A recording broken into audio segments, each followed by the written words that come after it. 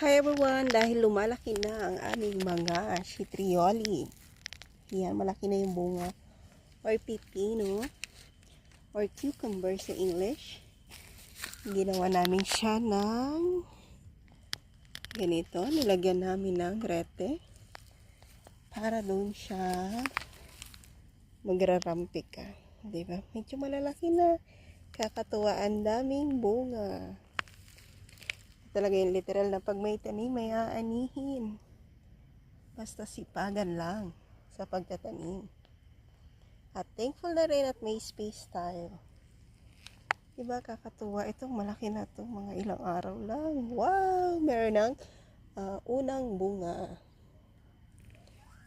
Masarap tong gawing salad.